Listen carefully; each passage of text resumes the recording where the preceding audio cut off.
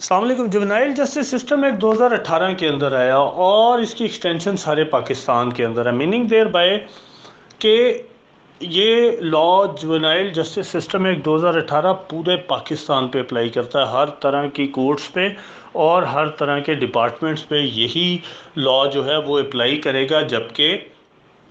अगर आप इसका सेक्शन 23 पढ़ें जुवेनाइल जस्टिस सिस्टम एक्ट का, तो आपको ये पता चलेगा कि इसका एक ओवर राइडिंग इफ़ेक्ट है। ओवर राइडिंग इफ़ेक्ट का क्या मतलब हुआ कि अगर कोई लॉ इस इनेक्टमेंट से पहले एग्जिस्ट करता था तो वो लॉ ख़त्म कर दिया गया और ये लॉ ओवरराइड करेगा उसको। So this is now a special enactment which has ओवररिडन all other laws dealing with the juvenile offenders. फिर जो जुवेनाइल जस्टिस सिस्टम ऑर्डिनेंस 2000 था, ना सिर्फ वो ख़त्म हो गया बल्कि अगर किसी और लॉ के अंदर भी कोई स्पेसिफिक प्रोविज़न मौजूद थी जुवेनाइल लॉज के मुतालिक, तो इस लॉ ने उसको भी ओवरराइड कर दिया। इसकी एक्सटेंशन सारे पाकिस्तान के अंदर है और अगर आप इसकी डेफिनेशंस को भी पढ़ेंगे तो वहाँ पे आपको कई ऐसी चीज़ें मिलेंगी जिससे आपको ये खुद अंदाज़ा हो जाएगा कि पिछले लॉ और इस लॉ में कितना फ़र्क है। इसके अंदर जितना, अगर आप कमेटीज़ का जिक्र कर लें, जुवेनाइल जस्टिस सिस्टम कमेटी जो है, या डाइवर्जेंस का जिक्र कर लें, या ऑफेंसेस की कैटेगरीज़ का जिक्र कर लें, तो ये सारा कुछ आपको इसकी डेफिनेशंस के अंदर ही मिलेगा, जिसकी डिटेल और उनकी फंक्शनिंग जो है वो बाद में एक्सप्लेन भी सेक्शन वाइज कर दी गई है। सबसे पहला, अगर आप इसमें डेफिनेशंस के अंदर देखेंगे तो आपको best interest of the child मिलेगा। अब ये best interest of the child क्या है? ये है, जैसे मैंने आपको बताया कि ये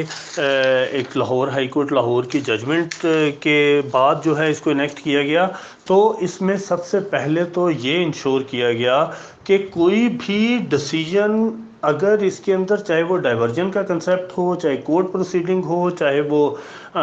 justice juvenile justice system committee हो, वो कोई भी डिसीजन ले सकती है जो कि best interest of the child के अंदर होगा। जैसा कि आर्टिकल 35 का मैंने हवाला दिया पिछले वाइज के अंदर कि स्टेट की रिस्पॉन्सिबिलिटी क्या है कि प्रोटेक्शन ऑफ द चाइल्ड, और इसी तरह आर्टिकल 25 के अंदर भी पॉलिसीज़ की बात हो रही है कि वो चाइल्ड की प्रोटेक्शन के लिए फॉर्म की जाएंगी। तो ये स्पेसिफिक डेफिनेशन इसके अंदर इंट्रोड्यूस करवाई गई, जिसके अंदर उन्होंने कहा कि कोई भी best interest of the child में डिसीजन लिया जा सकता है जो कि उसके बेसिक राइट्स के मुतल्लिक हो, जो कि उसकी ज़रूरियात के मुतल्लिक हो, आइडेंटिटी के मुतल्लिक हो, उसकी सोशल वेलबींग से हो, उसकी फ़िज़िकल एंड मेंटल जो है वो डेवलपमेंट से मुतल्लिक हो, या उसकी साइकोलॉजिकल डेवलपमेंट से मुतल्लिक हो। तो कोई भी जो फंक्शंस हैं इन कमेटीज़ के, चाहे वो ट्रायल के अंदर हो या ट्रायल के बगैर हो कमेटीज़ के अंदर, तो वो कोई भी ऐसा डिसीजन ले सकती है जो कि वो ये समझती है कि ये जुवेनाइल के हक़ के अंदर बेहतर है या उसके फ़ायदे के लिए है। अब आपको 2B के अंदर एक डेफिनेशन मिलती है जो कि चाइल्ड की है, और इसी तरह अगर आप इसको मिला के पढ़ेंगे सेक्शन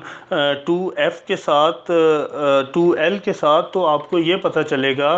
कि वहाँ पे जुवेनाइल ऑफेंडर को डिफ़ाइन किया गया है। अब सबसे पहले जो 2B है वो ये कहता है कि चाइल्ड कौन होता है। वो कहता है कि चाइल्ड इस एक्ट के हवाले से, सिर्फ इस एक्ट के हवाले से, कि यहाँ पे लॉ सिर्फ उसको फैसिलिटेट करेगा बीइंग अ जुवेनाइल, या बीइंग अ जुवेनाइल लॉ सिर्फ उसको रिकॉग्नाइज करता है जो कि चाइल्ड होगा और चाइल्ड 18 साल से नीचे होगा। इसके अलावा कोई चाइल्ड नहीं होगा। इट मीन्स कि इस पे ना मेजॉरिटी एक्ट अप्लाई करता है, ना वहाँ पर जो 21 साल की उम्र भी कुछ सर्कमस्टांसेस के लिए लिखी है वो इस पे अप्लाई नहीं करता, बल्कि ये सिर्फ और सिर्फ लॉ रिलेटेड बात है, juvenile justice system act related बात है कि कोई भी ऑफेंडर हो या विक्टिम हो, अगर वो चाइल्ड है 18 साल से कम, तो ये एक्ट सिर्फ उसको जो है वो रिकॉग्नाइज करेगा। इसी तरह जो मैंने पहले हवाला दिया 2L का, कि अगर उसके अंदर कोई जुवेनाइल ऑफेंडर होगा और उसने कोई ऑफेंस कमिट किया है, तो वो ऑफेंस में आपको जुवेनाइल ऑफेंडर में वर्ड मिलेगा मीन्स अ चाइल्ड। اب جب مینز اے چائلڈ آپ پڑھیں گے تو چائلڈ کو آپ پھر 2B سے جا کے ڈیفائن کریں گے کہ وہ کون ہے. تو اس کو آپ 2L کو ایسے پڑھیں گے کہ ہر وہ اوفینڈر جس کی عمر چائلڈ مین 18 سال سے کم ہوگی اور اس نے کوئی اوفینس جو ہے وہ کمٹ کیا ہے. اب اوفینس جو ہیں اس کو بھی 3 کیٹیگریز کے اندر اس کے اندر بتا دیا گیا. 3 کیٹیگریز بنائی گئیں. ایک اوفینس بنا دیا گیا مائنر اوفینس، ایک بنا دیا گیا میجر اوفینس، اور تیسری کیٹیگری بنا دی گئی ہینیس اوفینس. اب مائنر اوفینس اس میں وہ ڈکلیئر کیے گئے جو مائنر اوفینس کسی بھی لاء کے اندر جن کی سزا 3 سال سے کم ہیں. جوینائل جسٹس سسٹم ایکٹ کہتا ہے کہ وہ سارے جو اوفینسز ہیں that shall be treated as minor offences. Major offence ہر وہ اوفینس جو کسی بھی قانون کے اندر جن کی سزا 7 سال سے کم ہے، ان سارے اوفینس کو اس نے میجر اوفینس کا نام دے دیا. اور لاسٹلی ہینیس اوفینس کے 7 سال سے اوپر جتنی بھی سزا ہے انکلوڈنگ ڈیتھ پینلٹی، وہ سارے اوفینس ہینیس اوفینس ہوگی. ان کے فائدے کیا ہیں اور یہ کس کس طرح ٹریٹ کیے جائیں گے، یہ سارا کچھ پھر ہم آگے جا کے دیکھیں گے. اسی طرح آپ کو یہ 3 کیٹیگریز دیکھنے کے بعد آپ دیکھیں گے کہ اس کے اندر انہوں نے کوڈ جو ہے اس کو کرمنل پروسیجر کوڈ ہی بتایا. اس کے بعد آپ کو اس میں ڈائیورجن کا کنسیپٹ ملے گا، اور ڈائیورجن کا کنسیپٹ ڈیفینیشن کے حوالے سے یہ ہے کہ جو ایک ڈائیورٹ کرنا کہ ایک فارمل پروسیجر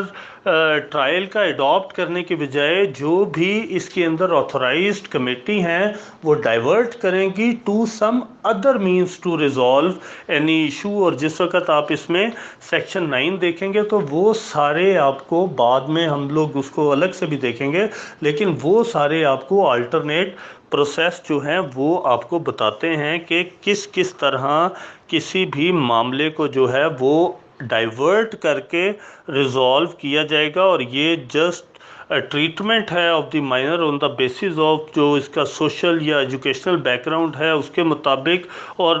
اس میں سے جو سیکشن 9 کے اندر جو ڈائیورٹیڈ یا ڈائیورجنس بتائی ہوئی ہیں اس میں سے پھر جو بھی کمیٹی بنے گی جوینائل جسٹس سسٹم کمیٹی، اور اس کے اوپر بیٹھ کے وہ ڈائیلاگ کرے گی یا اس کو ریزالو کرے گی، تو وہ ان میں سے کوئی بھی پروسیجر جو ہے اس کو اڈاپٹ کر سکتی ہے just to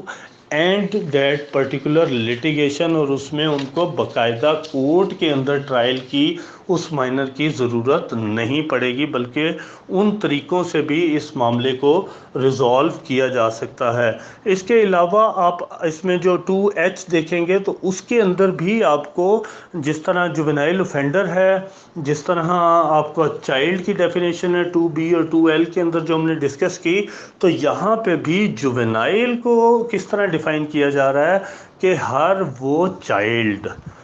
main under the 18 years جو کہ کسی بھی جو اوفینس ہے اس کے اندر جس کو ڈیل کیا جانا ہے، لیکن اس کے اوپر جو ہے ایڈلٹ والا قانون نہیں لگے گا. سو آپ کا جو 2B اور اس کے بعد آپ کا 2H اور آپ کا پھر 2L، یہ سارے وہ سیکشنز ہیں جو آپ کے ایکچولی جوینائل کو مل کے ڈیفائن کر رہے ہیں کہ ہر وہ چائلڈ جو 18 سال سے کم ہے اور وہ جوینائل ہے. اور اوفینڈر کون ہے؟ وہ جس نے کوئی بھی اوفینس کمٹ کیا ہے اس کو پھر ہم لوگ جوینائل اوفینڈر کہیں گے. اسی طرح آپ کو ان کی ڈیفینیشنز کے اندر جو آبزرویشن ہوم ملیں گے وہ سیلف ڈیفائنڈ ہیں. پھر آپ کو پروبیشن افسر ملے گا، اور یہ پروبیشن افسر کا بھی بڑا اتھینٹک رول ہے، بڑا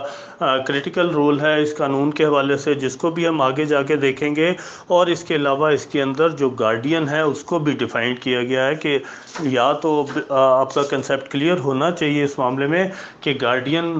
نیچرل ہوتے ہیں، نیچرل مین کے پیرنٹس، اور اگر پیرنٹس نہیں ہیں تو اس صورت میں ہر وہ شخص گارڈین ہوتا ہے جس کے پاس لا فل کسٹڈی ہوتی ہے. اور لا فل کسٹڈی کورٹ ہمیشہ دیتی ہے کہ in absence of any natural guardian, جس کو بھی کورٹ جو ہے وہ اپوائنٹ کرتی ہے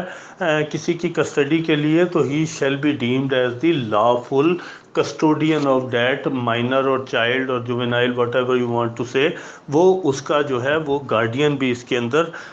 ڈیفائنڈ کیا ہے۔ اس کے علاوہ جو آپ کا سوٹیبل پرسن جو ہے وہ بھی اس کے اندر ڈیفائنڈ ہے، اور یہ بھی ڈکلیئر آلموسٹ کوڈ کرتی ہے، جس کے اوپر جو ہے کوڈ جس کو لا ریکوگنائز کرتا ہو، اور ویلفیئر آف دی مائنر جو ہے وہ اس کے پاس جو ہے وہ سمجھتی ہے کورٹ کہ وہ ویلفیئر ہے یا اس کی پروٹیکشن ہے، اس کو اپوائنٹ کیا جا سکتا ہے، اور that is also defined as a suitable person in the juvenile justice system act. تو یہ آپ کی ساری ڈیفینیشنز ہیں جو کہ اس لا سے ریلیٹڈ ہیں، جس کے اندر اٹ سیلف ایمبیگوٹی کوئی نہیں ہے، ہر چیز جو ہے وہ کلیئر ہے، چاہے وہ جوینائل جسٹس سسٹم کمیٹی ہو، چاہے وہ ڈائیورژن ہو۔ پھر آپ کو اوفینسز کی کیٹیگریز بھی ڈیفینیشنز کے اندر ملتی ہیں کہ کس کس طرح کے اوفینس اس کے اندر ڈیل کیے جائیں گے، اور اس کے علاوہ جوینائل اٹ سیلف ڈیفائنڈ ہے کہ جوینائل ایکچولی ہوگا کون۔ پھر آپ کے میڈیکل آفیسر وغیرہ بھی اس کے اندر ڈیفائنڈ ہیں، اور وہ وہی میڈیکل آفیسر ہیں کہ اگر کورٹ کو یا انویسٹیگیشن آفیسر کو کسی بھی سٹیج کے اوپر ڈٹرمنیشن کروانی پڑے اس کی ایج کے متعلق، یا کہ وہ جوینائل ہے یا نہیں ہے، تو اس صورت کے اندر اس کے اندر میڈیکل آفیسر کو بھی ڈیفائن کیا گیا ہے جو کہ اس بارے میں ڈٹرمنیشن کر سکے گا، اور یہ ہر شخص جو ہے یا ہر ڈاکٹر جو ہے وہ اس کو ڈٹرمن نہیں کر سکتا، بلکہ وہی بندہ ہوگا جو کہ گورنمنٹ جو ہے اپوائنٹ کرے گی۔ اور یہ وہی میڈیکل آفیسرز ہیں جو آپ کے جتنے